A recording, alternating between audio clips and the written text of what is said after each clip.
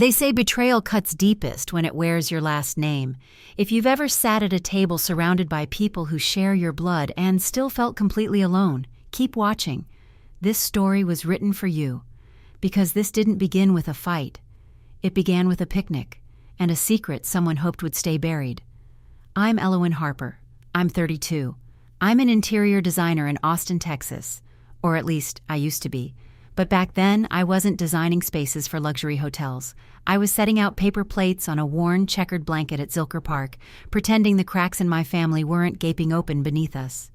It was one of those humid spring Sundays where the sky looked too perfect to trust. My father, Rowan, barked orders about the grill while my brother, Torin, poured beer into red Solo cups like he was king of the lawn. Everyone laughed, loud, careless, as if the world hadn't broken anyone yet. And me? I was reaching for a dropped napkin when I saw it, a dusty brown envelope wedged between the slats of the old park bench. It wasn't mine, but the handwriting. To Elowen, it said, "Your land is yours. Don't let them take it."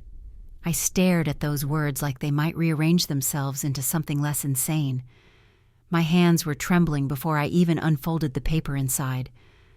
The letter smelled like cedar and mildew, old but not forgotten. A signature at the bottom, my grandmother's name, Grandma Nora. She died when I was 17. A heart attack, they said. Quick, clean. But she was the only person who ever looked me in the eye and said, "You see beauty where others don't. That's your gift, Elle." I hadn't heard her name spoken aloud in years. Rowan made sure of that. My pulse roared in my ears as I skimmed the note. 10 acres, outside Austin, mine. "Don't let them take it," she wrote again, underlined twice. Laughter rang behind me, Rowan's booming voice, Torin chuckling along. The bastards knew. They knew, and they said nothing. And just like that, every memory I'd swallowed, every time Rowan called me sensitive, every time Torin made fun of my sketches, every time I worked for free to help the family, slammed into my ribs like a freight train. I saw myself at 26, renovating Torin's bar on 6th Street, staying up until 3 a.m. to finish mock-ups while they patted each other on the back for being self-made. I saw Rowan tossing my design portfolio aside, muttering, "Real work doesn't come with mood boards." I heard my own voice, younger, smaller. "But I thought this was ours. I thought we shared everything." And I heard Rowan's answer, as clear as if he was whispering it right then. "You get what you're given, Elle. Be grateful." A sharp breeze passed through the trees. I folded the letter with shaking hands and slid it into my purse, my body stiff, face calm.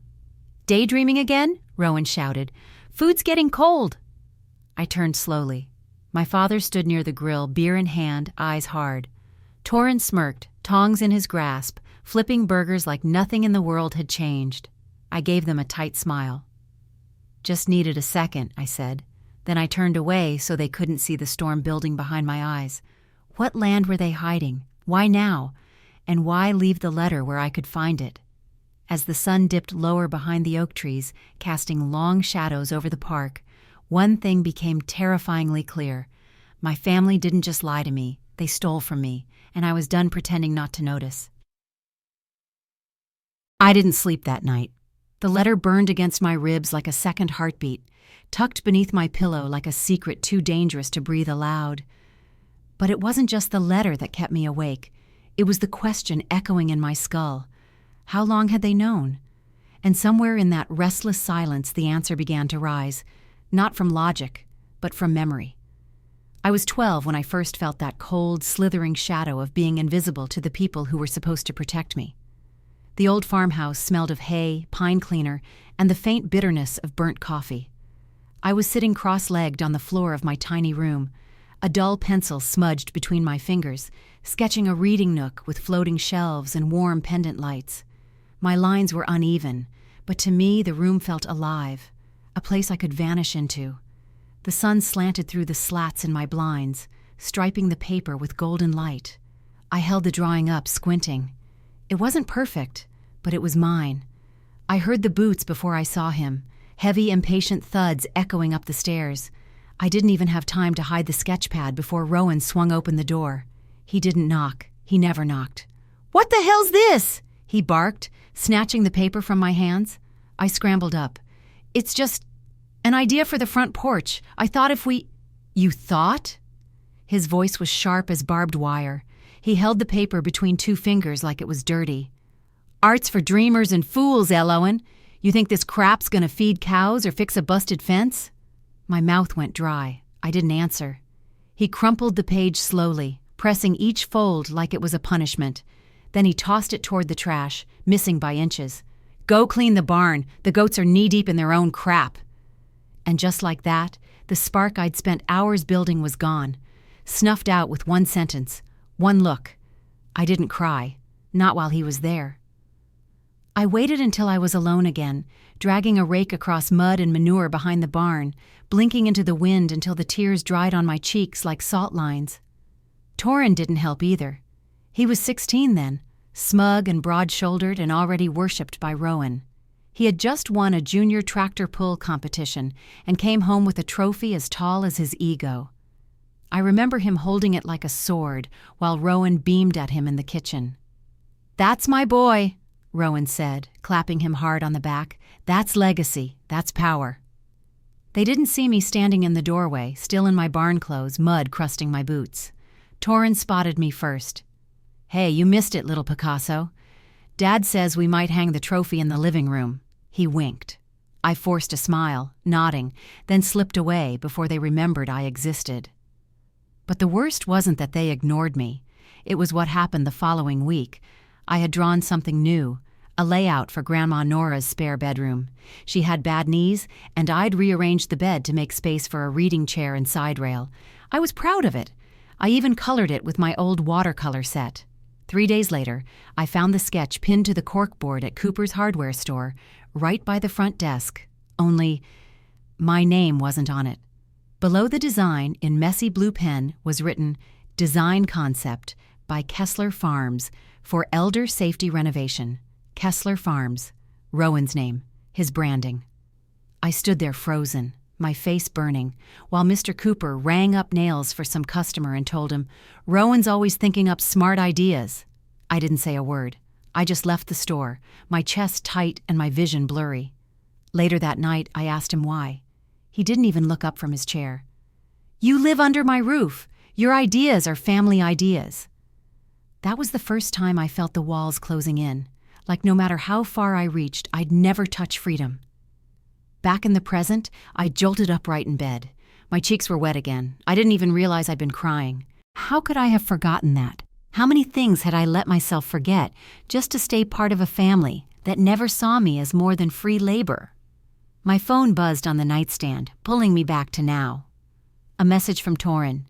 "You still bringing the chairs for Sunday?" I stared at the screen. A part of me wanted to text back, "Sure, big brother," right after I light them on fire. But instead I typed, "Yeah, I'll be there." Let them think I was still playing along. Let them underestimate me, just like they always had. Because now I wasn't the scared girl with smudged sketches and stolen credit. Now I had proof. A letter, a name, a reason. And for the first time in years, I had the fire to fight back. Still, one question gnawed at me as I lay in the dark. Why now? Why did Grandma leave that letter in the park? And what were they so desperate to keep hidden? That night, the air in the Harper house felt different, thicker, like the walls themselves were holding their breath. I waited until the clock on my nightstand glowed 2:07 a.m., its dim red light blinking like a warning. Down the hall, Dad's door was shut. Torin had crashed on the couch earlier, one arm slung over his face like he didn't have a care in the world. But I knew better. Slipping out of bed, I moved barefoot across the wooden floor, every creak beneath me a thunderclap in my chest. My breath caught when I passed the hallway mirror. My reflection looked like a stranger. Hair messy, eyes wild, determined. I didn't bother turning on the hall lights. I knew this house in the dark. The attic stairs groaned louder than I remembered. My fingers fumbled with the string to the attic light, and when the bulb finally flickered on, it cast long shadows over boxes covered in dust and mouse droppings. I hadn't been up here since high school. The air was dry, sharp with cedar and insulation. Old Christmas decorations sagged in one corner. In another, stacks of yellowing file folders leaned against an unused crib we'd once planned to donate. I pulled the flashlight from my hoodie pocket and started scanning labels. Tax 03, Torrance Trophies, Grandma Nora, Miss C. That was the one. My knees cracked as I crouched down. The lid resisted, then gave with a dry wheeze. Inside, faded photo albums, a crocheted shawl that still smelled faintly of lavender, and a small wooden box with Nora burned into the lid. It clicked open with a reluctant creak. Inside was an envelope, yellowed but crisp. The words across the front stopped my breath. Confidential. Elowen only.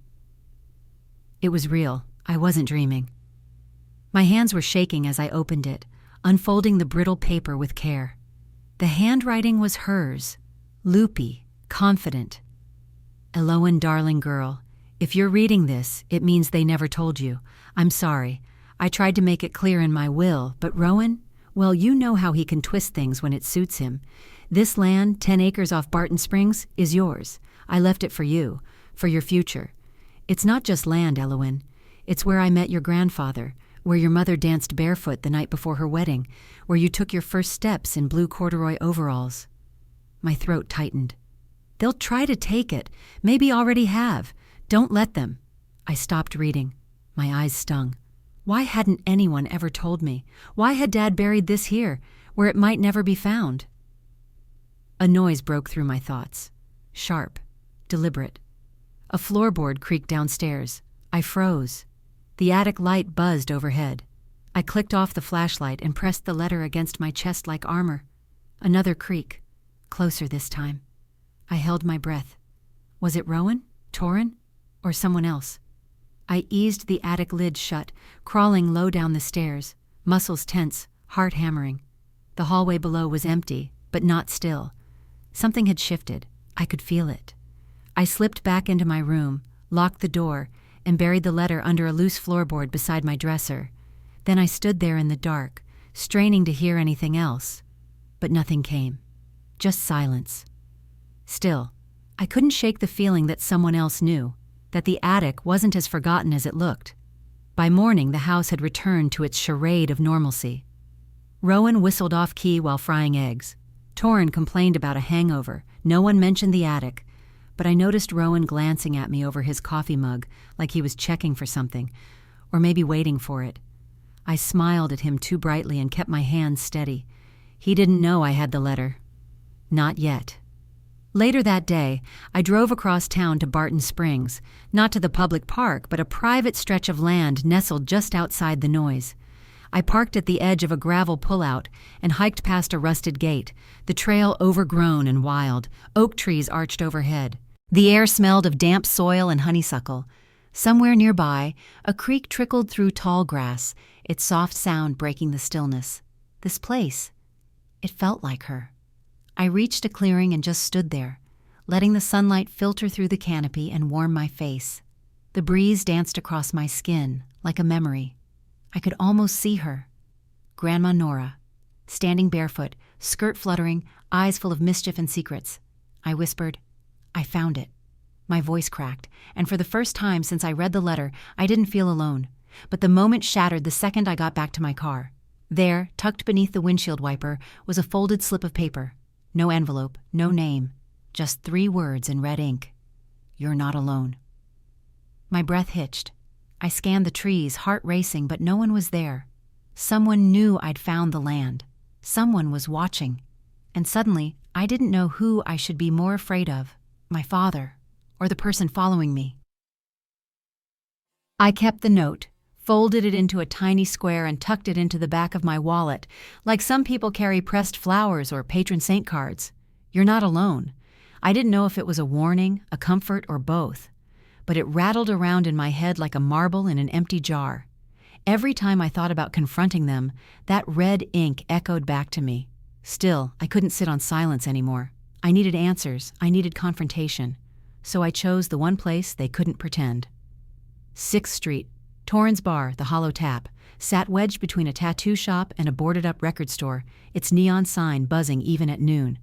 Inside, the air was thick with the smell of old beer and cheap citrus cleaner. Low guitar riffs spilled from the speakers. A few early regulars lined the bar, hunched over half-finished burgers and watery drinks. I walked in like I owned the place, even though my heart was jackhammering behind my ribs. Torrin was behind the counter laughing with the bartender. He wore that same smug grin I'd seen since childhood, the one that said he'd never had to fight for anything. I didn't wait for a private moment. "Did you know about the land?" The room didn't go silent, it just froze. Like everyone stopped mid-bite, mid-sip, mid-thought. Torrin blinked. "What? You heard me." I stepped closer, voice steady. "Did you know Grandma left me 10 acres near Barton Springs?" He gave a short laugh. "You're paranoid. Dad handles the finances, not me." I watched his hands. One stayed on the towel slung over his shoulder. The other gripped the edge of the counter just a little too tightly. Liar. "You've been letting me work for free here for years," I said. "Designing your layout, painting the damn murals, creating your brand, and all this time, you and Dad pocketed what was mine." His eyes darted to the bartender. "El, now's not the—" "I'm not crazy," I snapped, "and I'm not asking, I know. I have the letter. That got him." His face changed, just for a flash. Then he leaned in, lowering his voice like we were swapping gossip and not detonating our family. "You really want to do this here?" I pulled my phone from my pocket, tapped to a photo.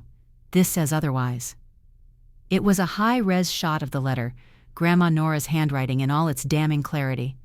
I held it up so the bar patrons could see. The bartender let out a quiet, "Whoa." Torrin's jaw twitched. He came around the counter fast, grabbing my elbow. "Outside! Now!" I yanked my arm back but followed. I wanted this. The Texas heat outside slammed into us like a wave, sticky and electric. Torrin's voice dropped into that tone he always used when trying to control the narrative. "You don't know what you're talking about." "I know enough." "Dad's been through hell keeping this family afloat," he said. "Loans, taxes, lawyers. That land, it was never going to be yours. It was a mess." I crossed my arms. "You mean it was convenient to take?" His face hardened. "You want to throw away everything over a piece of dirt?" "No, I'm throwing it away because you lied." There it was, the thing I'd never said out loud, the thing they'd trained me to swallow. He took a step closer. "Elowen, think carefully. You start poking around in this, and you're going to hurt people. You're not built for that." I stared at him. My brother. The boy I once shared a bunk bed with, who helped me bury our first dog, who taught me how to climb the big pecan tree behind the barn. That boy was gone. Or maybe he was never real. I didn't flinch. "Try me." His lips parted, like he had more to say, but the bar door creaked open behind us. Rowan stepped out. He was still in his mechanic's uniform, grease on his hands, that same permanent scowl carved into his face. "What's this mess?" I held my ground. "Did you forge documents to sell land that wasn't yours?" He didn't blink. "What land?" "The land Grandma left me, the one you buried under your lies." Rowan looked at Torrin. "You let her read the letter?" "I didn't. She—" Torrin stumbled. That was all the confirmation I needed. "You stole it," I said. "You both knew and kept it from me." Rowan's expression didn't change. That's what scared me most. "You think you're owed something?" he said. "You're just like your mother, full of big ideas and no spine to carry them." My hand trembled, not with fear, but fury. He stepped close. "You want to go public with this? Fine, but don't expect to come crawling back when it blows up in your face." Then he leaned in, voice like gravel. "You're not ready for what you'll find." He turned and walked away, back into the bar like nothing happened. Torrin lingered a moment longer. "You really want a war, El?" I didn't answer. Just watched him disappear behind the swinging door. Inside, music resumed. The world kept spinning, but something had cracked. And I wasn't the one breaking this time. Still, Rowan's words clung to me long after I left 6th Street. "You're not ready for what you'll find." What the hell did that mean? I couldn't stop hearing his voice. "You're not ready for what you'll find." He said it like a curse, like a dare, and that's exactly how I took it. So I did what I always do when the world spins sideways. I went to the library. Not the fancy modern one downtown, but the old limestone building on West 11th, where the floorboards creak with memory and the air smells like dry paper and dust. The research room was nearly empty that afternoon. A fan hummed overhead, slicing the silence into steady intervals. I took a seat by the window, the sun filtering through the blinds in soft golden slats, warming the worn wood table in front of me. I opened my laptop, pulled up the county records site, and I started digging. I searched for the parcel Grandma left me, just a reference number at first, hidden in her letter. I found it after cross-referencing old property maps from 1998. 10 acres, Barton Springs area, zoned as private inheritance land. Then, I saw it. A transfer filed last year, Rowan Kessler, my father. He signed it over, to a company I'd never heard of, Westvale Urban Renewal Group, LLC. I copied the file ID and went deeper. That's when I found the contract. The scanned PDF flickered onto my screen. It wasn't just a transaction. It was a sale. The 10 acres, sold off for exactly $50,000. My hand flew to my mouth. He didn't just steal my land. He sold it. I kept reading, my eyes scanning for who bought it. The buyer listed, a Mr. Alan DeVray, lead developer of Westvale. I didn't recognize the name, but the address? I did. It was linked to a corporate office downtown, the same one Rowan once dragged me 2 years ago, claiming he was applying for farm business aid. A wave of cold nausea washed over me. This wasn't about family. This wasn't about surviving hard times. This was betrayal, packaged and signed. I printed the contract, my fingers trembling as the machine spat out page after page. Then I spotted something else. A note scribbled in the margins of a scanned meeting agenda from that same day. Just 3 initials beside a meeting line. RD plus AD confirmed, cash preferred. RD, Rowan D. Kessler. AD, Alan DeVray. It wasn't just a sale, it was a setup. And suddenly, I was 12 years old again, watching Rowan sell my drawings to the hardware store. But this time, he didn't just take credit. He took legacy. Outside, the Texas heat clung to my skin like a second layer of betrayal. I gripped the folder so tightly the corners bent in my palm. I drove straight to the parcel office. Walked in, head high, heart racing. The clerk, middle-aged, bored, barely glanced up as I slammed the folder down. I need to confirm this sale is real. She looked over her glasses. We don't alter legal transfers without an attorney present. I'm not asking for an alteration, I'm asking for truth.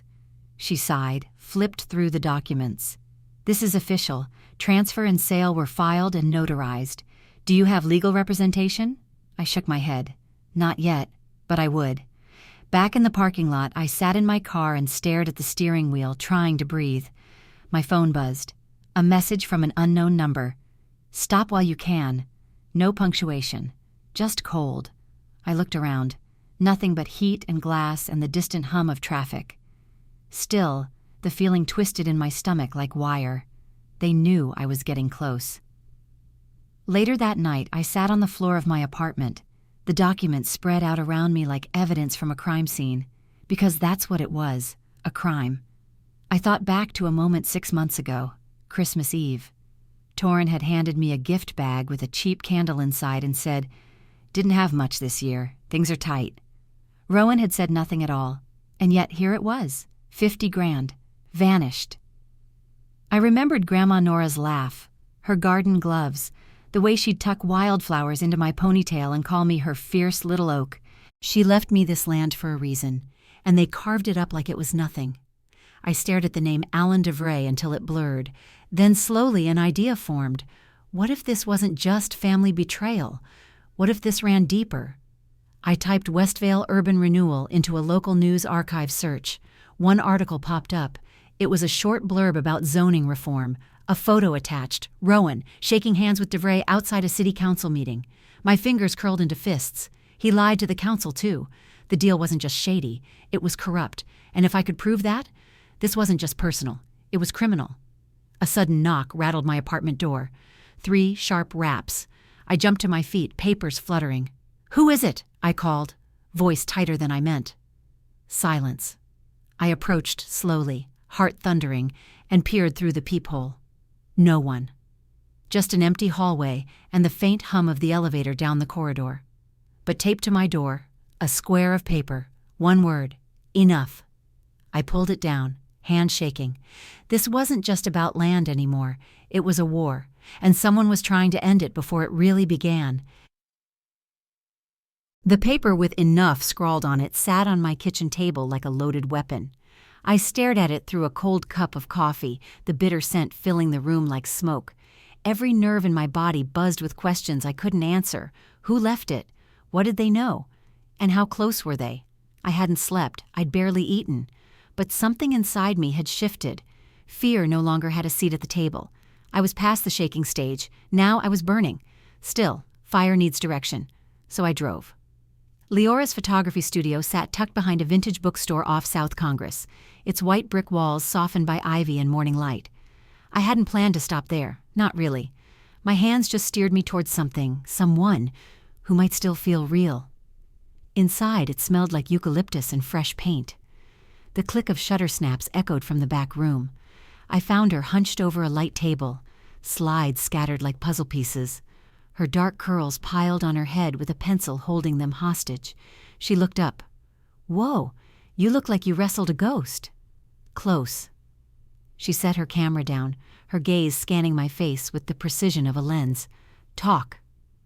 I sat on a paint-splattered stool and told her everything. The land, the forged sale, the developer, the threats, every broken piece of it, laid bare under fluorescent lights and quiet. She didn't interrupt. She just listened. When I finished, my throat was raw.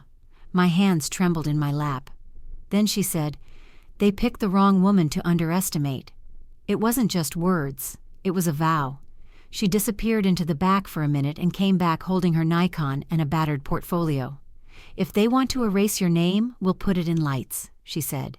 "You've got sketches, mock-ups, designs. Use them. Make this land yours in every sense." I blinked. "You're talking about an exhibit?" She nodded. "Public, visible, loud. Let people see what they tried to silence."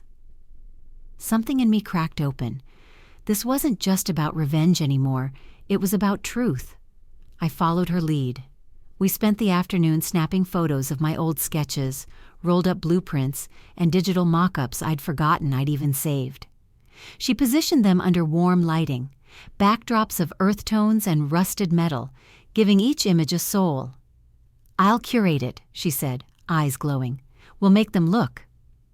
By sunset, the studio buzzed with creative energy and the scent of takeout noodles. I sat by the window, flipping through my oldest sketchbook, yellowed pages, scribbled margins. That's when I noticed something. A design I'd made years ago. A layout for a multi-use space with large open walls and a native plant garden. It was nearly identical to the preliminary blueprints Westvale submitted for their Green Initiative build-out. My stomach dropped. They hadn't just taken my land. They'd taken my work. I flipped faster, my hand trembling as I found 2 more pages that looked eerily familiar. One had even been submitted as part of my senior thesis. I'd emailed it to Rowan back then, thinking maybe he'd be proud. He used it, without asking, without credit. I pressed my fingers into my temples, trying not to scream. Leora watched me from across the room. "What is it?" I handed her the sketchbook, open to the page. She stared, then whistled low. "They didn't just steal your roots. They built their empire on your blueprints." It was worse than I thought. And suddenly Rowan's line hit me again. "You're not ready for what you'll find." He hadn't meant the land. He'd meant the theft beneath the theft, the way they'd gutted me slowly. Not just inheritance, but identity. Leora placed a hand on my arm. "You need to show this." "I need to do more than show it," I said quietly. My phone buzzed. I checked it out of instinct. A text. Blocked number. "You're making a mistake. This isn't just about you anymore." My blood ran cold. Leora leaned in. "Another threat?" I nodded. She looked me dead in the eye. "Let them threaten. We'll answer with exposure." Her voice was fire, and for the first time in days I didn't feel alone. I felt armed. She pulled up a calendar. "What if we launch the exhibit at Zilker, full circle, outdoor open access? We'll call it Stolen Spaces." The name hit me like a match. Yes, and just like that, we had a plan. But as I packed up to leave, something itched at the back of my mind. That design in the sketchbook. There was a second version, a revised layout with structural changes. I remembered drawing it and never showing anyone. So how did they use that version? Back in my apartment, I tore through old files. Hours passed. Night wrapped the windows in silence. Finally, behind a drawer, I found a USB drive labeled Thesis Final Draft. I plugged it in, clicked through folders, and found a copy of the revised design, last accessed not by me, but by someone named Kessler94, Torin. My brother didn't just help Dad steal my land, he copied my files and handed them over. I couldn't breathe when I saw his username, Kessler94. It was right there in the file history, staring back at me like a slap across the face. Torin hadn't just stumbled into Dad's dirty dealings. He'd walked in with both feet and opened the door. The betrayal hit different this time. Deeper, colder. I shut the laptop, my pulse a steady roar behind my ears. There were no more lines left to blur. I stepped outside into the night air, needing space from the heat of my own apartment. The sky was velvet black, dotted with stars too distant to matter. I wrapped my cardigan tight, even though it was still warm out. Something in me was shivering. Leora's studio was only 8 blocks away, and I didn't want to wait for daylight to tell her what I'd found. I walked fast, cutting through quieter side streets to avoid the bars and traffic. My sneakers slapped the pavement in a rhythm too quick to be casual. A hush had settled over the neighborhood. No music, no wind, just the scrape of dry leaves tumbling across sidewalks. About halfway there I felt it, that creeping sensation, like static on my skin. I glanced behind me, empty street. A row of parked cars, shadows stretched long under the glow of amber street lamps. Keep walking, I told myself, but the hairs on my neck prickled. My steps slowed. Then I heard it. A second set of footsteps, not rushed, deliberate, just a beat behind mine. I turned sharply, heart thudding. A figure, hooded, walking under the broken flicker of a streetlight 20 yards back. I couldn't see their face, just the outline. My chest tightened. I picked up the pace. So did they. I ducked into an alley between 2 closed cafes, praying for a shortcut. My breath came in short bursts. Every echo of my own footsteps sounded like it belonged to someone else. My hand gripped my phone in my jacket pocket, thumb trembling over the emergency button.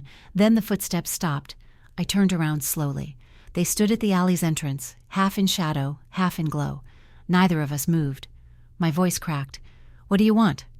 They didn't answer. Instead, they raised a hand. Something fluttered in the air, a piece of paper, caught on the breeze. It floated down the alley like a falling leaf and landed near my feet. I didn't pick it up right away. I just stared at it. And when I finally knelt and turned it over, I saw her name. "Your grandma knew. Keep fighting." No signature. No instructions. Just those 6 words. When I looked up again, the figure was gone. No sound, no running, no retreat. Just vanished. I stood frozen, paper clenched in my fist. My legs were trembling, but I forced them forward, my mind spiraling with questions. Who were they? How did they know about Nora? Were they friend or something else entirely? And how did they know where I'd be? When I got to Leora's, I was breathless and wired. I shoved the note into her hands and told her everything. She read it twice, then a third time. "You think it's the same person leaving you the threats?" she asked. I shook my head. No, the threats were typed, calculated. This was different, personal, like they knew her. Leora looked thoughtful. Could be someone on the inside, someone who knows what your dad's hiding and wants you to expose it. Or, I said slowly, someone who was meant to protect the truth. The note didn't feel like a warning. It felt like a push. Leora reached for her camera bag. "We can't stop now, not even for shadows." "I'm not stopping," I said. I need to understand what she meant. Why would Grandma hide everything, but leave clues behind?" Leora tilted her head. Maybe she knew no one else would fight for it. Her words hit me harder than I expected. I'd always believed that being strong meant staying quiet. That survival meant fitting into the corners of other people's lives. But Nora hadn't raised me to shrink. She'd raised me to build.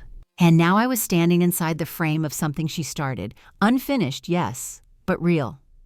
The next morning, I returned to the Barton Springs property. This time I parked farther back and walked in through the overgrowth alone. The creek still murmured in the distance. Birds called overhead. But everything felt sharper now, like the land itself was listening.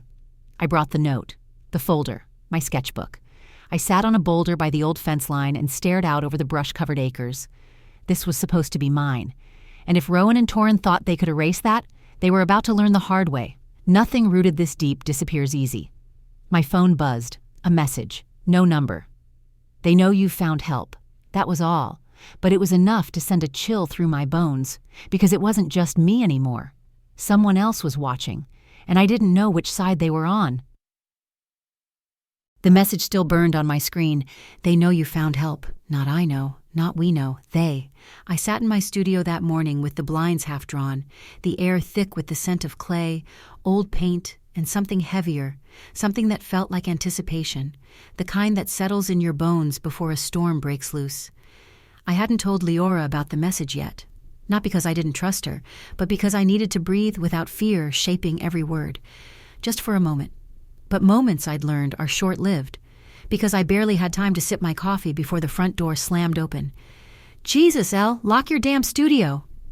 Torin. I nearly dropped my mug. He stood in the entryway, wild-eyed, waving a crumpled piece of paper like a white flag that had already caught fire. I got a copy of this in the mail. I didn't have to ask what this was.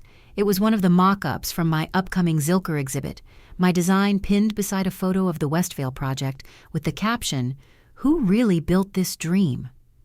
You stealing my name now? He snapped, voice sharp enough to draw blood.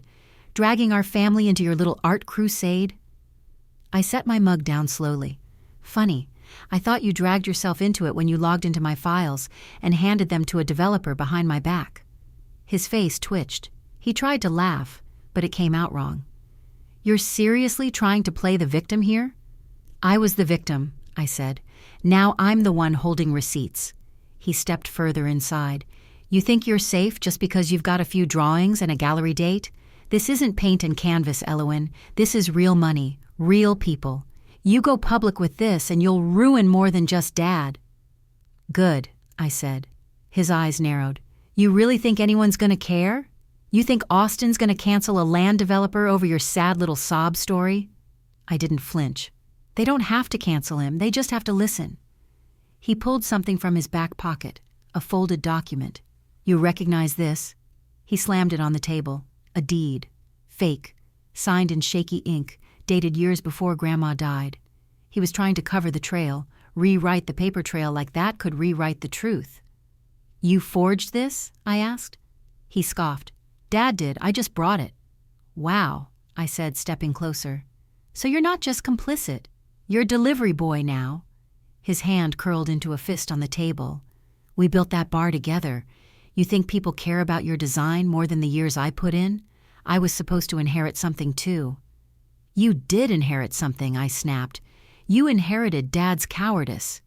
The words hung in the air, still vibrating. Torin stared at me, jaw tight, breathing hard.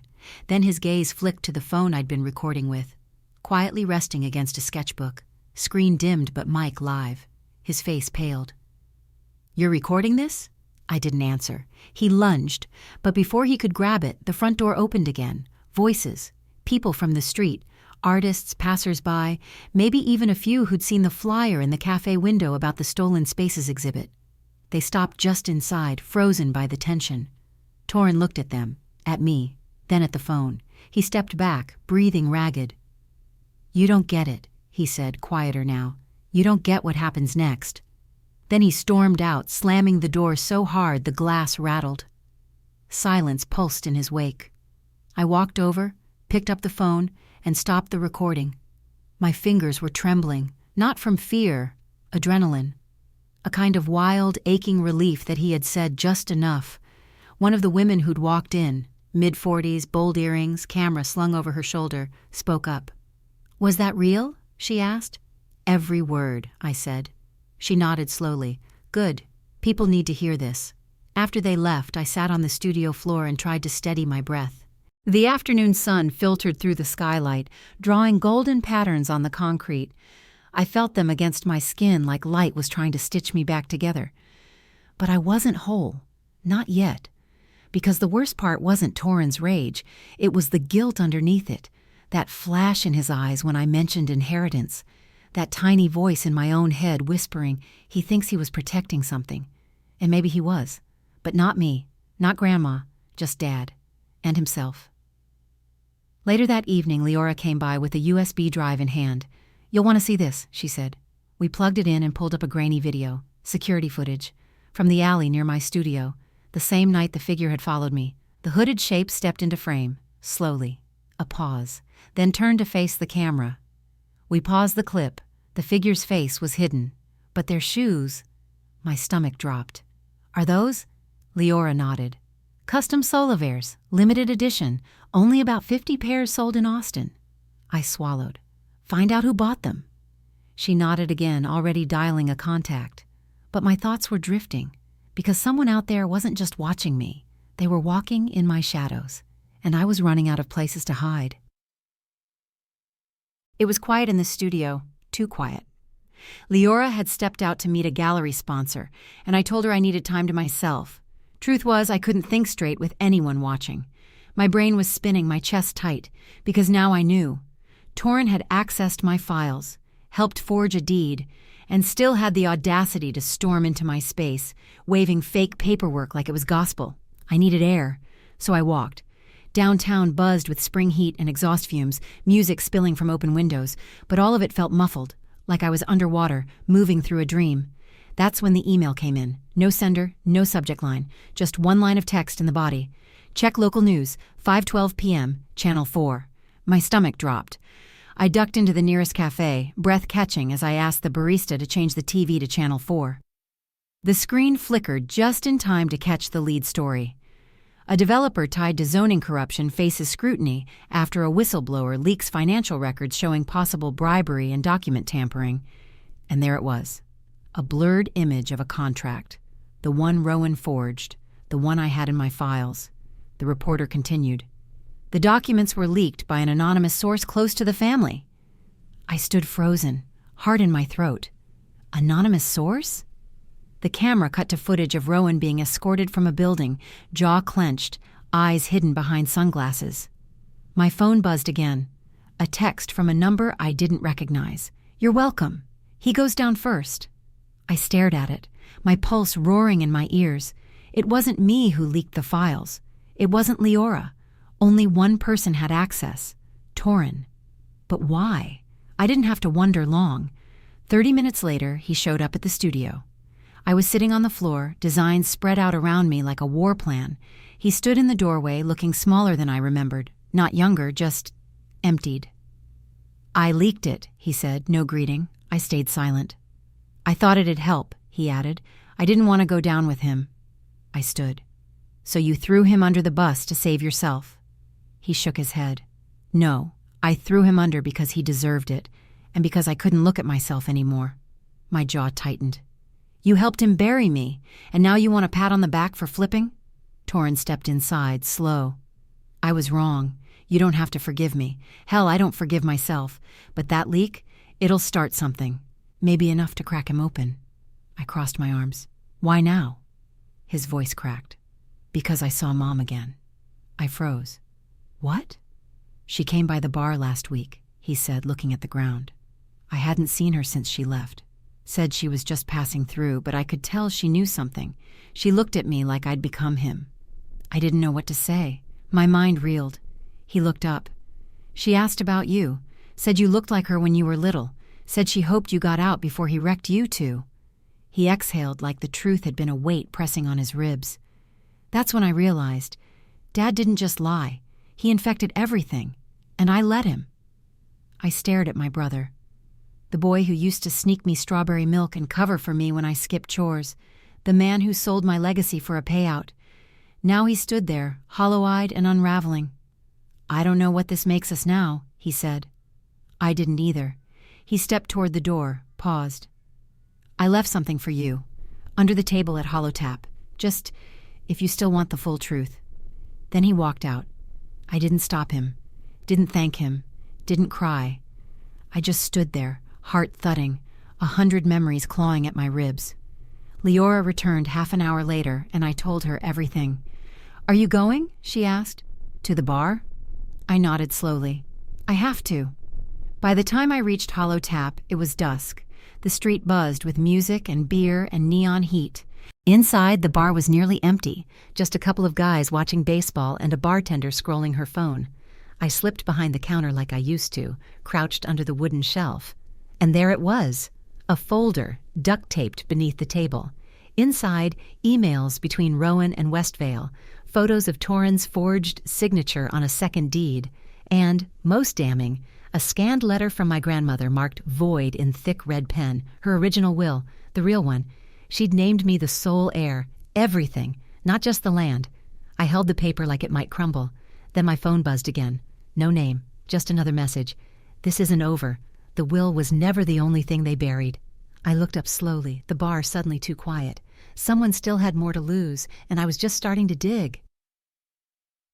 I didn't sleep the night before the exhibit, not because of nerves, because of clarity, the kind that comes when grief and rage finally burn off and leave only one thing behind: purpose.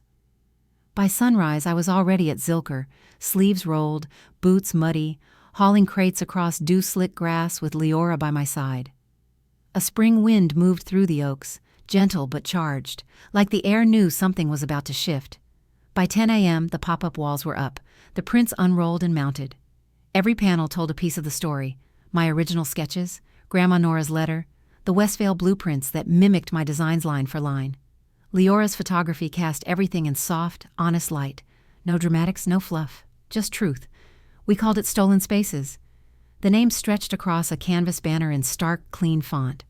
Nothing fancy, just enough to make people stop. And they did. By noon, a crowd had formed. Art students, reporters, locals who'd read the blurb in the paper or followed the online chatter. I stood behind a folding table, hands wrapped around a chipped ceramic mug, watching as strangers moved from panel to panel, eyes widening, faces tightening. Some gasped quietly. Others shook their heads. Then I heard it. This was her land? They took it from her? A woman in her 50s, silver-streaked hair pulled back, stood frozen in front of the letter display. Her voice cracked with disbelief. The man beside her, reading a clipped news article tacked to the next panel, muttered, "Typical damn developers." Leora came up beside me, camera slung over her chest. "They're listening," she said. I nodded, throat tight. "They're seeing." At 2:17 p.m., a man approached the center of the exhibit. He wore a gray blazer, too warm for the weather, and expensive shoes caked with the park's red dirt. Jackson Reed. I recognized him from the hotel downtown. A quiet man with a reputation for clean builds and sustainable projects. No scandals, no headlines, just results. He looked up at the final panel, my future vision for the land, restored as a community art and education hub, and turned toward me. "You drew this?" he asked. I nodded. "Every inch." He extended a card. "I'm building a boutique hotel near Travis Heights. I need someone with your eye and your fire." I took the card slowly, fingers brushing the embossed logo. My chest swelled, but not from the offer, from the recognition. I looked at Leora. She grinned. But the moment shattered a second later, because standing across the path, half hidden in the shade, was Rowan, out on bail. His arms were crossed, his eyes dark behind old sunglasses. He didn't move, just watched. My heart ticked faster. "What's he doing here?" Leora whispered. I didn't answer. I was locked on him. He wasn't just angry. He was calculating. And for the first time, I realized he hadn't shown up to intimidate. He'd shown up to witness, because something had shifted, and even he couldn't deny it. I turned back to the crowd. People were snapping photos, tagging the exhibit on social media. A local podcaster set up a mic and asked if I'd be open to an interview, and all I could think was, this was the garden Grandma Nora dreamed of. Not the physical one, the space. A place where truth didn't just exist, it grew. I walked to the edge of the field, took a moment for myself. The sun was low now, casting long shadows across the grass. Birds wheeled overhead. Somewhere behind me, a little girl laughed as her mother read aloud from one of the display placards. Then I heard footsteps. I didn't turn. "You think this erases what you've done?" Rowan's voice, low and gravel rough, came from behind. I let the silence stretch before I answered. "I think it exposes what you've done." He stepped closer. "You think I'm scared of your little art show?" "No," I said. I think you're scared of being irrelevant. That hit. His breath hitched, barely, but I caught it. Then he whispered, "You don't know everything." I turned then slowly, locking eyes with him. "Maybe not, but I know enough, and so does everyone else now." He opened his mouth like he might say more, but his gaze shifted over my shoulder and he stopped. A man in a gray suit stood near the display wall. He wore a badge on his hip. Detective. Rowan's jaw clenched. He turned and walked away without another word. But the way his shoulders tensed, he wasn't finished. Not yet. Back at the booth, Leora handed me her camera. "You need to see this." She pulled up a photo, one she'd snapped earlier that afternoon. In the background, behind one of the crowd clusters, barely visible, was a figure in a hoodie. Again, same build, same shoes. Only this time, their face turned just enough for us to see a familiar profile. Someone I hadn't seen in years. A woman. Someone who wasn't supposed to be anywhere near Austin. I looked at Leora, heart pounding. "Is that who I think it is?" She nodded. "I think she's the reason Rowan's panicking."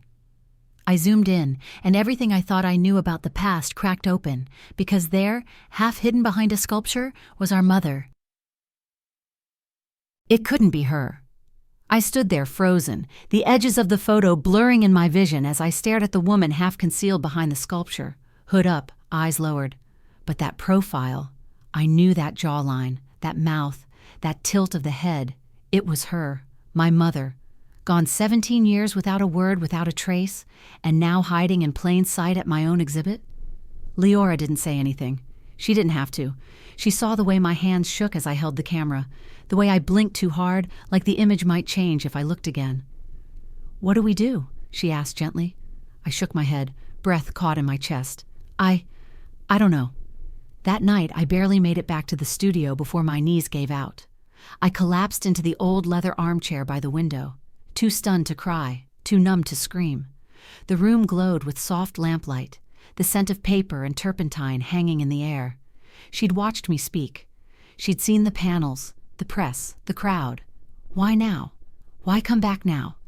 I pressed my hands against my temples, trying to make sense of it all, but my thoughts were fraying at the seams. And that's when I remembered. The letter.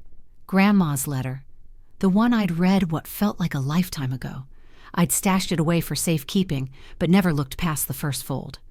I ran to the drawer where I'd hidden it, fingers clumsy with urgency, pulled it out, unfolded the yellowed paper again. And there it was. Something I'd missed before, a crease along the bottom edge, slightly raised. I turned the letter over, carefully ran my finger beneath the fold. A hidden seam. My breath caught. I slipped a nail beneath the flap and tugged gently. It came loose. Inside was a second, smaller sheet, faded, fragile, but unmistakably Grandma Nora's handwriting. A postscript. "Elowen, if you find this, it means the truth has started to bloom. I feared they would lie, that Rowan would rewrite what I tried to leave behind.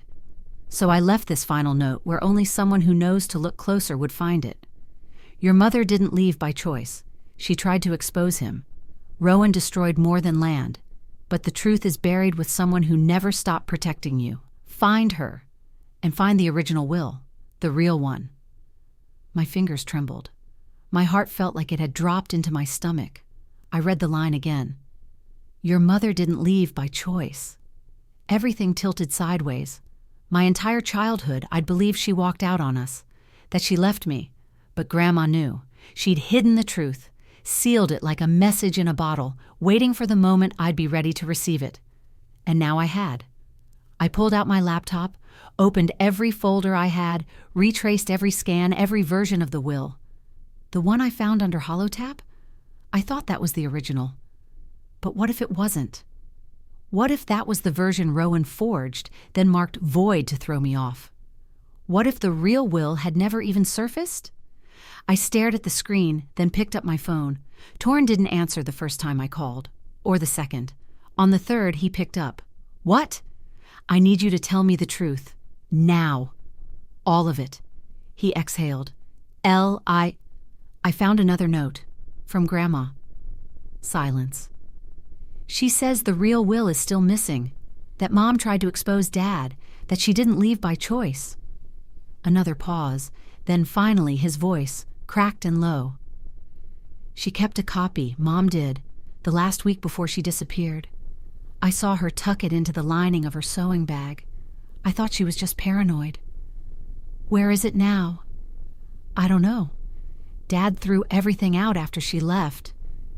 No, I said slowly. He threw her out. He didn't expect she'd take anything with her. There was a beat of silence on the line. Then Torrin whispered, "You think she still has it?"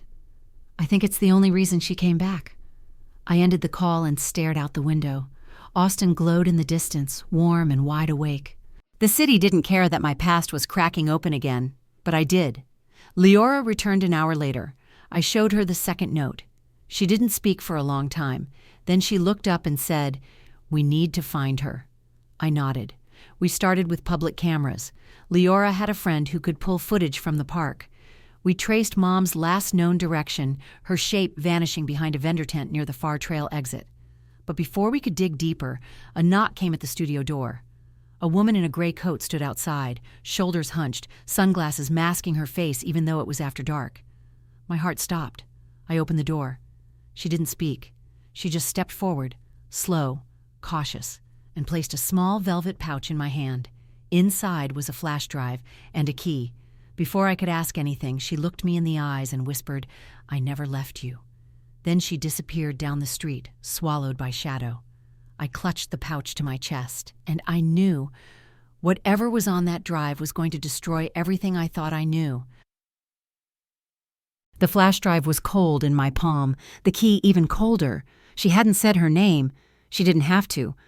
My mother's voice still echoed in my ears, low, trembling, full of something that sounded like a lifetime of regret. "I never left you." I held that moment close as I plugged the drive into my laptop, heart hammering. Leora sat beside me, silent. She knew better than to fill the air. The screen flickered, one folder titled Inheritance, Truth. Inside, documents, photos, voicemails. A notarized will, dated months after the one Rowan forged. It was real, and it was devastating. Grandma Nora had rewritten her original will after discovering Rowan's misuse of Elowen's designs, naming Elowen sole heir to not just the land, but the trust fund she'd kept hidden from the rest of the family. A clause was underlined twice. Elowen Harper shall receive full inheritance only if she seeks the truth without vengeance. Below it, a final letter. Nora's handwriting again, familiar now, steady, warm. "If this finds you, then you've already suffered more than I ever wished. But I believe in you. This legacy is not just land, it's freedom. Use it to build something no one can take from you." I leaned back, eyes burning. Leora reached over, placed a hand on mine. "This changes everything." "I know," I whispered. "It finally ends." We printed everything, made copies, passed them to my lawyer. The court date was set. 3 weeks later, I stood outside the Travis County Courthouse under a sky smeared with early morning haze. My mother was already waiting, hood down, face bare for the first time in years. Her eyes met mine and didn't flinch. We didn't hug. We didn't cry. But we stood together. Inside, the hearing room buzzed with quiet tension. Rowan sat at the defense table, jaw rigid, suit pressed. Torrin was nowhere to be seen. I'd heard he left Austin a week ago. Part of me hoped he'd never come back. The judge read through the new evidence, slowly, carefully. Every forged document, every email between Rowan and the developer, every theft of intellectual property, every lie. My voice didn't shake when I took the stand. I told them everything, not as a victim, as a witness. When the verdict came down, it hit like calm rain on dry dirt. The court ruled in my favor. Full inheritance, land, trust, ownership of all designs, legal damages awarded. Rowan was referred for criminal investigation. As he was escorted out, he turned to me once. His eyes were hollow, mouth curled into something too tired to be a snarl. "You always were your mother's daughter," he said. He meant it as a curse. I took it as a crown. After the hearing, Jackson met me outside. "You still want that hotel contract?" I smiled. "Only if I get to design the lobby to look like an art gallery." "Deal." We shook hands, firm and sure. In the weeks that followed, the studio filled with light again. Leora and I built a new exhibit, this time inside a permanent space just off South Congress. I named it Nora House, part memorial, part collective, a place where stolen voices could speak. And Mom? She stayed, quietly, in the background. She never asked to be forgiven. She just showed up, helped paint walls, cooked dinner, gave me back a piece of my story I hadn't realized was missing. The land at Barton Springs? I didn't sell it. I built on it. A retreat for artists and survivors. Every path named after the women who'd helped me. Nora, Leora, even my mother. I walked those paths barefoot one morning, soft grass beneath my feet, sunrise warming the dew, and I realized this wasn't about revenge anymore. It never really was. It was about reclamation. Because when people steal your name, your work, your voice, you can either let it fade, or you can build something louder, something permanent, something no one can bury. I chose to build. And maybe that's the only lesson that matters. We can't always stop people from breaking us, but we can choose how we rise. Thanks for walking this road with me. If this story moved you, if you've ever had to fight for what was already yours, please like, comment, share, and subscribe for more stories like this. And don't forget to check out the next video. We've got another unforgettable tale waiting.